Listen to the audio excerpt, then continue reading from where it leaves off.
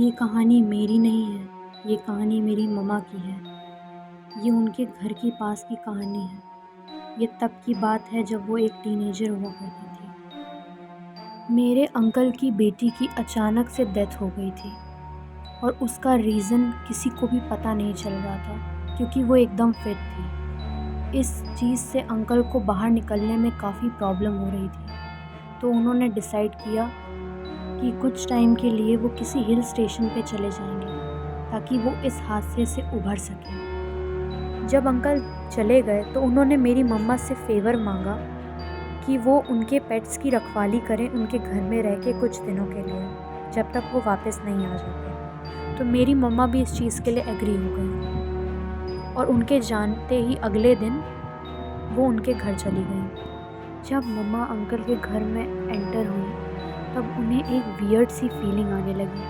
जैसे कुछ तो गड़बड़ है। उन्होंने इस बात पे इतना ध्यान नहीं दिया। उन्होंने सारे पेट्स को खाना खिलाया।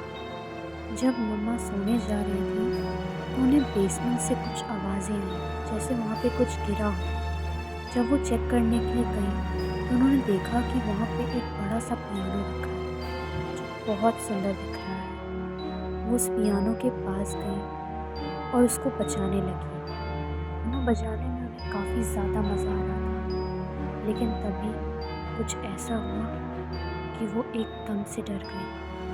उन्हें ऐसा लगा कि जैसे किसी ने उनका पैर पकड़ा हो नीचे से। जब उन्होंने दोबारा पियानो बजाना कंटिन्यू किया तो फिर से ऐसा हुआ। अब वो काफ़ी ज़्यादा डर गई। उन्होंने डिसाइड किया कि अब वो यहाँ पे अकेले तो नहीं रुकने वाली हैं, तो उन्होंने नानी को फ़ोन करके अपने पास बुला लिया।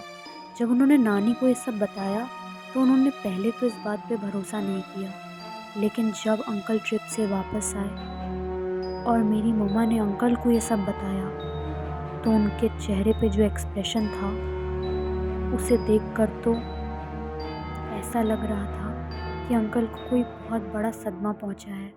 और उन्होंने सबको बताया कि जब वो पियानो बजाते थे तो उनकी बेटी नीचे से आकर उनके पैर पकड़ लेती थी।